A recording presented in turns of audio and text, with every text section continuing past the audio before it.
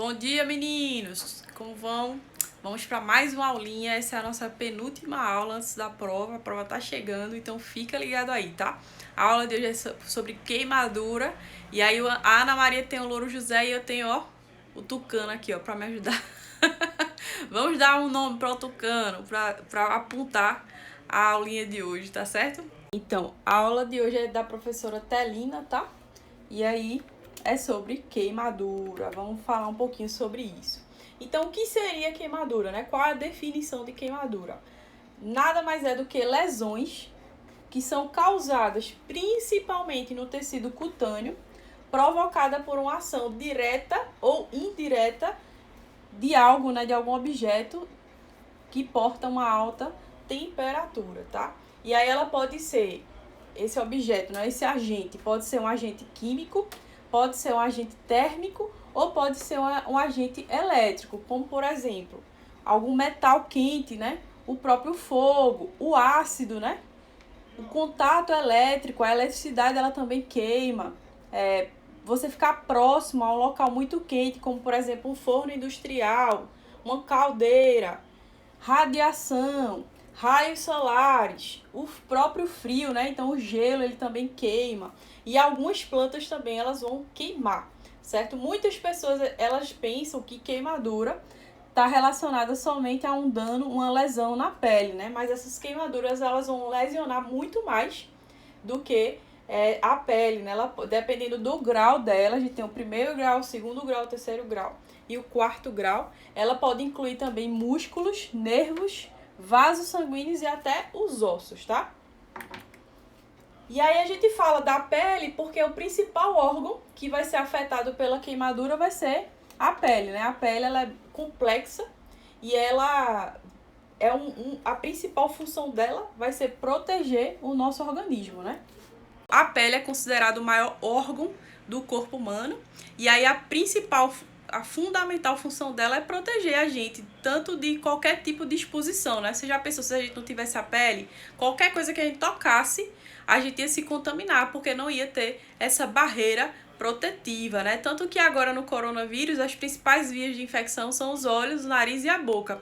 Protegendo isso, a gente tá seguro, porque a pele, ela não vai permitir que o vírus entre. E aí, por isso que a gente tem que estar sempre lavando as mãos e sempre usando o álcool a 70 para higienizar essas mãos também, né? Porque a gente vai coçar o olho, coçar e aí pode colocar o vírus dentro do nosso organismo. Então a pele ela tem essa principal função que é de proteção. Além disso, a pele também vai ajudar na imunidade, né? Na pele da gente, a gente tem uma coisa chamada de flora natural da pele, né? Já ouviram falar disso, da flora da pele? Então nada mais é do que alguns fungos, bactérias que são benéficas para tentar lutar contra outros tipos de fungos e bactérias que são maléficos, certo? E aí, por exemplo, de vez em quando você toma um solzinho, aparece na sua pele o que a gente chama de pano branco, né? Então, aquilo ali nada mais é do que uma área que é coberta de fungos. E aí que são da própria natureza da pele. Quando você queima do sol, aquela aparece mais do que normalmente apareceria, tá? E aí, essa seria uma dessas explicações. Além disso, a gente tem com a pele, ela, como eu falei para vocês, ela vai ter uma função de defesa imunológica e ela também vai regular a temperatura do nosso corpo, né? Contra a desidratação e também vai ter funções nervosas, constituindo o sentido do tato. A pele, ela vai arrumar maneiras de manter a nossa temperatura. Por exemplo, se a gente está num dia muito quente, meio-dia ali, na Conta da Boa Vista do Recife, como é que você tá a sua pele? Totalmente encharcada de suor, né? Por que isso? Porque o corpo entende que tá muito quente e que precisa resfriar esse corpo. E aí o que é que acontece? Na pele, ela produz suor, né? Libera suor e aí esse suor vai fazer com que resfrie aquela pele, né? E a mesma coisa o contrário, quando tá muito frio, o cérebro entende que tá frio e aí ele vai dar comandos para as atividades nervosas da nossa pele pra gente, ó, ficar arrepiado, né? Se tremer todo, isso vai promover uma vasoconstricção, ou seja, o vaso vai diminuir de tamanho para que chegue sangue, tenha suprimento sanguíneo para todas as extremidades, para todo lugar do corpo. E essa atividade de se tremer, ela vai ajudar a movimentar o corpo para que consiga aquecer ele. Então, tudo isso também faz parte tanto do cérebro, da atividade nervosa e da pele também, tá? A função importante da pele, ela tá relacionada ao tato, né? Por exemplo, quando alguma coisa encosta na gente que é quente, a primeira coisa que a gente faz, ó, é se afastar, né? Tirar de perto aquela coisa que é muito quente ou muito fria. Essa sensibilidade nervosa da pele, ela protege a gente porque a gente tá vendo que tem alguma coisa machucando a gente. E aí a gente se afasta, né? Como se fosse algo avisando. Então é muito importante também essa sensação nervosa que a pele dá. Ainda como para mostrar a importância da queimadura, né? E por que a gente tá aqui perdendo, vamos dizer, 2 horas da vida da gente vendo essa aulinha de queimaduras, né? Porque queimadura é, querendo ou não, um problema de saúde pública. As lesões por queimaduras normalmente são acidentes, né? E é a 4ª causa de óbitos por trauma. No Brasil, 1 milhão de acidentes, né? Existe 1 milhão de acidentes por ano por queimadura. Destes, apenas 100 mil, ou seja, 10% deles vão procurar um atendimento hospitalar e 2.500 vão evoluir para o óbito, né? Vão morrer por ano. Ou seja, 2 a 3% desses óbitos, elas vão acontecer em casa e na maioria das vezes por crianças. Então tem que ter um cuidado redobrado com crianças. Aqui tem alguns sinais e sintomas, que é a dor física, a dor emocional, social, espiritual e problemas psicológicos, né? E como a queimadura, dependendo da extensão dela, ela pode afetar uma pessoa, né? A gente tem aqui a foto de uma pessoa depois de uma queimadura grave. Quanto à classificação, ela pode do agente, né, que ocasiona a queimadura, pode ser o agente físico, radiológico, químico e biológico. Físico pode ser por vapor, por objetos aquecidos, né, que encostam em você, água quente, a própria chama, né, o fogo, a eletricidade, a corrente elétrica e o raio, tá? Todos eles são fatores, agentes físicos de queimadura. Radiação, a gente tem o sol, aparelhos de raio-x, olha aqui a importância para vocês, né, para prevenir essa queimadura. Raios ultravioletas e raios nucleares também. Então, dependendo da quantidade de raio que você toma, aquilo ali pode provocar uma queimadura grave naquela pessoa, né? Eu assisti uma série bem assustadora chamada Chernobyl, não sei se vocês já assistiram, sobre radiação do acidente que ocorreu lá na Rússia. Acho que era Rússia, não lembro. E aí ela era sobre a radiação, e aí mostrava esse tipo de queimadura nuclear, é bem feio, tá? Se não tiver estômago, não assista. Químico, a gente tem ácidos, né? Bases, álcool e gasolina, elas podem ser agentes que podem queimar, sim, as pessoas. E biológico, a gente tem a largata de fogo, a própria água-viva, ali em Tamandaré já me queimei muito, viu? De água-viva, Jesus do céu. Medusa, e entre os vegetais a gente tem o látex de algumas plantas e a urtiga também, que pode também queimar a gente, tá? Outra coisa que eu me queimei muito foi do sol, viu? Jesus, teve uma queimadura que eu levei, que as pestes das minhas amigas, as parceiras, como diria minha mãe. A amiga tava no fogo, bora pra praia, bora pra praia, bora pra praia. Tinha acabado de vir numa festa. Resultado, vamos pra praia. Dormir lá no sol, ó, tostando. E as pestes ficaram mangando e não me chamaram. Resultado, queimadura horrível no corpo todo. Não cheguei a ser hospitalizada, mas foi quase, viu? E aí fica a dica aí, não durmam no sol. E aí essa classificação, ela vai ser de acordo com a classificação da queimadura, no caso, né? De acordo com o agente causador da queimadura, a profundidade da queimadura, a extensão da locadura, a localização e a gravidade dessa queimadura, tá? Então a gente tem 3 graus, né? 1º, 2º, 3º grau. E ainda tem um 4º também. Vou mostrar pra vocês. E aí o 1º grau é aquela queimadura mais superficial, tá? Que ela vai ficar mais só vermelhinha a pele da pessoa. 2º grau, ela vai formar bolhas. Formou bolha, 2º grau. E o 3º grau, essa vai ser mais profunda, ela pode ter até presença de necrose, né? É aquela queimadura que é preta. E aí a gente tem, mostrando mais ou menos como seria. 1º grau, essa queimadura ela não sangra, tá? Ela é seca, rosada e toda inervada. Ou seja, arde demais. Você não aguenta que ninguém toque, que você grita, né? Ai, tá doendo. E aí não passa da epiderme, ela fica só na epiderme. Essa queimadura é muito comum em casos de queimadura de sol. Vai ter só uma hiperemia, ou seja, a pessoa vai estar bem vermelha mesmo. E ela é bastante dolorosa. Normalmente não chega a ser hospitalizada as pessoas que têm esse tipo de queimadura, tá?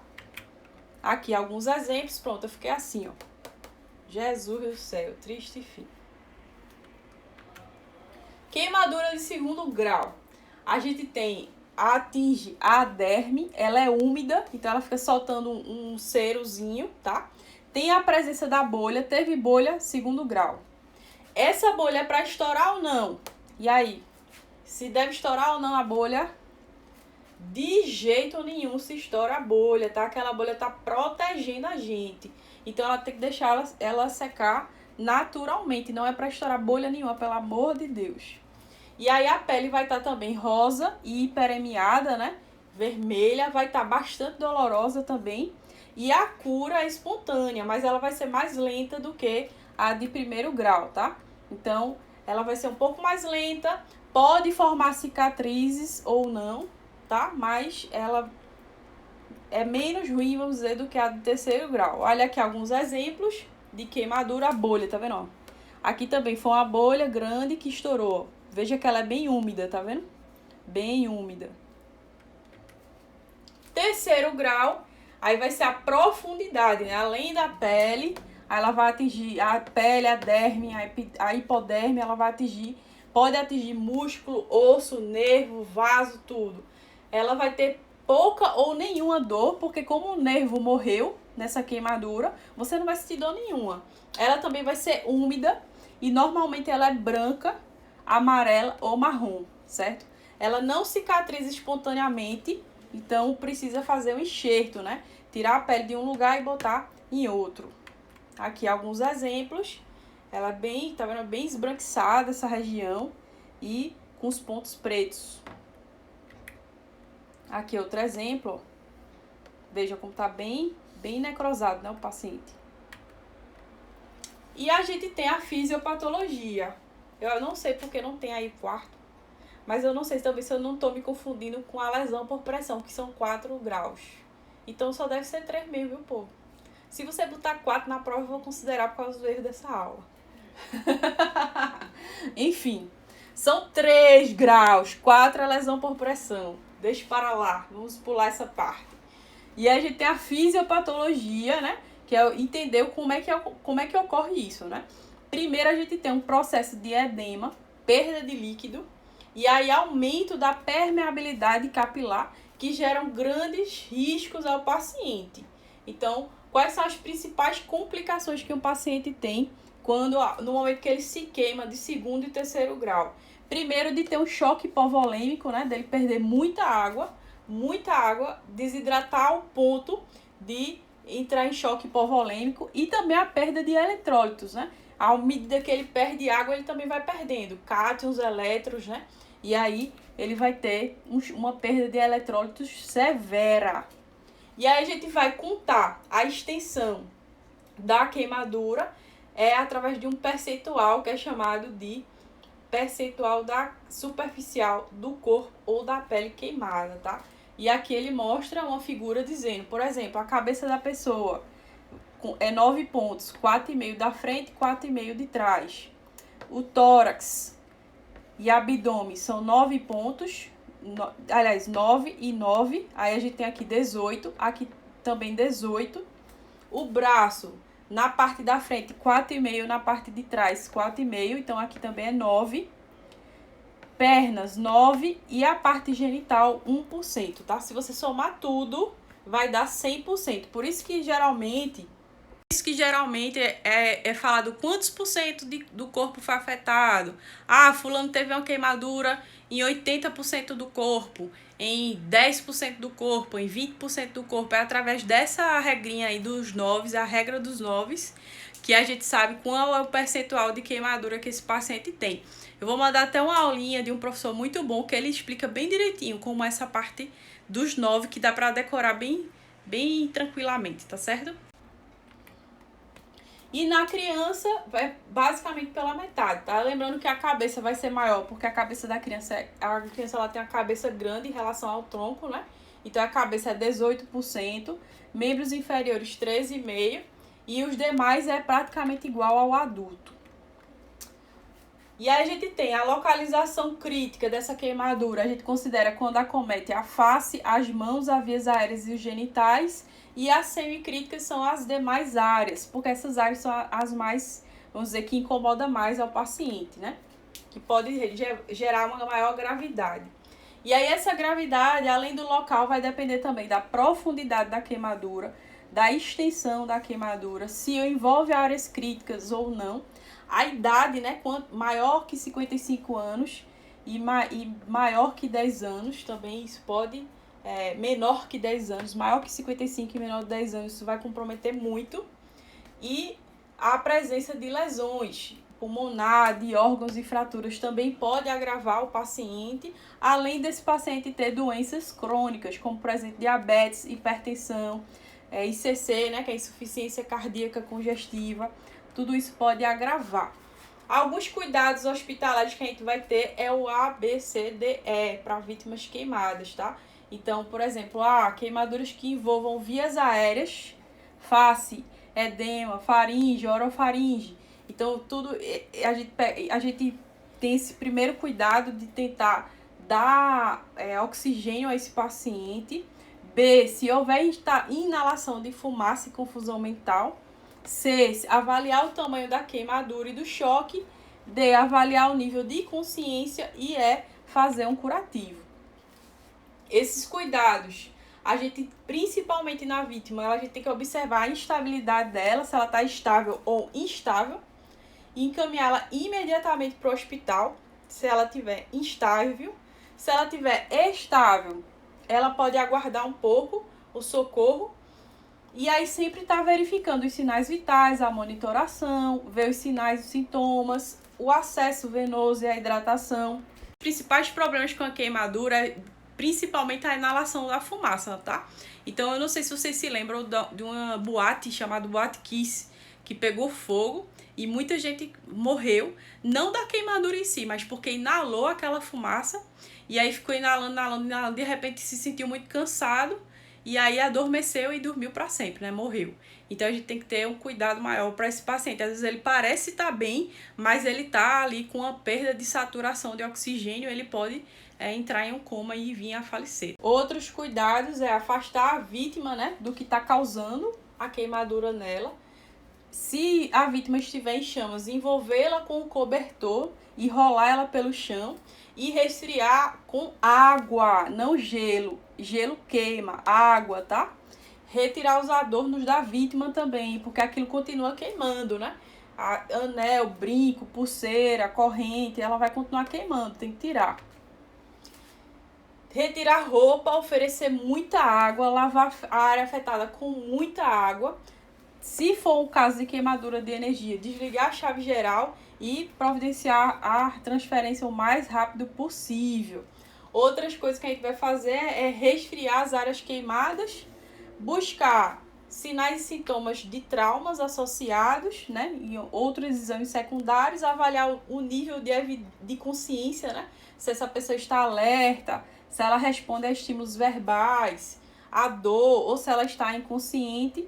E aí chame ajuda. Essa parte do ABC, DE, é na próxima aula que eu vou falar mais sobre eles. Então eu não vou entrar muito em detalhes em relação a isso hoje, tá? Outra coisa que a gente vai fazer é manter o paciente sempre em observação, porque como eu disse a vocês, às vezes ele parece estar bem, de repente ele vai diminuindo assim o alerta dele, né? Pegar um ascenso venoso calibroso para injetar bastante água e eletrólitos. Uma sonda vesical demora para começar a contar, né? Quanto que entra e quanto que sai, fazer o balanço hídrico, função com cristalóides e curativos, de acordo conforme a prescrição, né? De enfermagem ou médica. Cuidados intra-hospitalar, ainda tem, caso o paciente ele tenha uma queimadura severa, é entubar esse paciente, né? Ver o estado nutricional dele, hidratar bastante e ver as crises de dor, que é um paciente que sofre com muita dor, né? Além disso, com os curativos, a gente tem que ter um cuidado no procedimento cirúrgico de debridar a parte que tenha necrose, né? As roupas de compressão tem que ter um cuidado também. Cama de Clinitron para dar uma refrescada, né? Uma suavizada. Fisioterapias e curativos especiais. Olha aqui alguns exemplos, né? Olha aqui a cama de Clinitron, que é por ar, tá? Aqui alguns exemplos de curativos que são realizados. Alguns curativos também, ó. E o protetor solar, né? Se cuidar um dos. É isso, povo. Gente, essa é a nossa aulinha de hoje, tá? Não se preocupe, eu vou passar para vocês uma aulinha de revisão focando no que vocês precisam realmente focar para a prova.